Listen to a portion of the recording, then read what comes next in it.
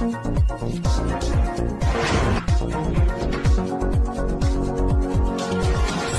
सबकी दादागिरी का उत्तर देने के लिए सक्षम हो गया। हाँ, यदि कोई महिला प्रधानमंत्री बनेगी, हिंदुस्तान में साड़ी पहन के ही बनेगी। उनकी संकीर्णता है, उनके मन का छोटापन है, उनके मन की दुर्बलता है, बहुत दुर्भाग्यपूर्ण है। आज तो सरकार ने कह दिया कि हम एक्शन लेंगे।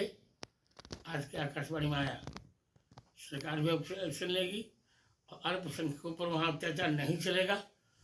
और अंतरिम सरकार जब रहेगी भी नहीं तो जा रही है, फिर भी किसी की वहाँ दादागिरी नहीं चलेगी। अब भारत सबकी दादागिरी का उत्तर देने के लिए सक्षम हो गया। जी। कल एक बड़ा बयान जो हैदराबाद के सांसद है ओवैसी जी, उन्होंने कहा कि भारत का संविधान कहता है कि सभी जो मजहब के लोग हैं, जो इस देश के नागरिक है, वो सर्वोच्च पद जो चाहे प्रधानमंत्री का हो, राष्ट्रपति का हो, मुख्यमंत्री का हो, उसमें आसीन हो सकते हैं।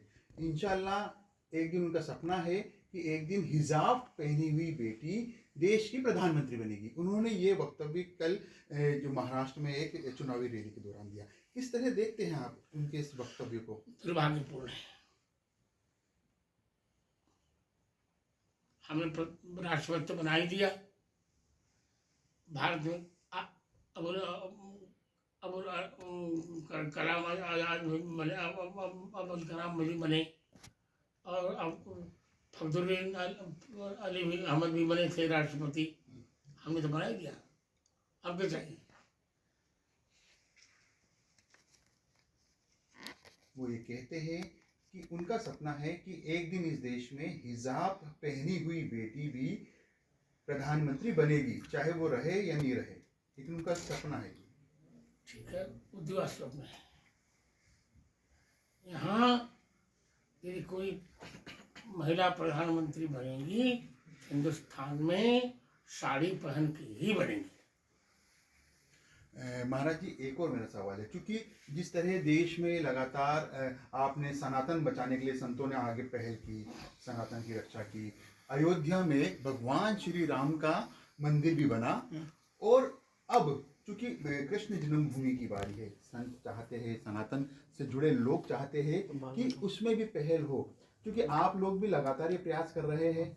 क्या आपका लगता है कि क्योंकि साल 2026 शुरू हो चुका है, तो ये जो स्वप्न है, ये स्वप्न शुरू हो पाए?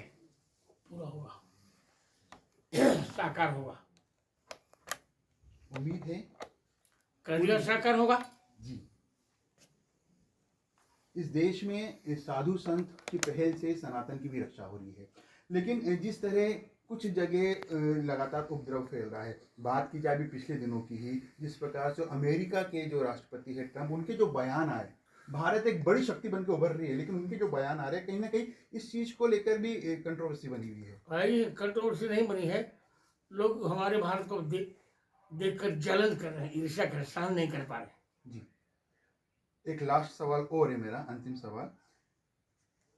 जिस प्रकार से बयान ओवैसी देते हैं, कहीं ना कहीं जब देश में सब तरीके से सही चलता है, लेकिन एक चुनाव की रैली में इस प्रकार का बयान कि देश की बेटी हिजाब पहनी हुई बेटी ही देश की प्रधानमंत्री बनेगी, इस प्रकार के सपने, जबकि संविधान सब कुछ कहता है, लेकिन इस प्रकार के बयान देने की जरूरत कहाँ पड़ती है? कोई आवश्यकता नहीं। उनकी संकीर्णता है, उनके मन का छोटापन है, उनके मन की दुर्बलता है,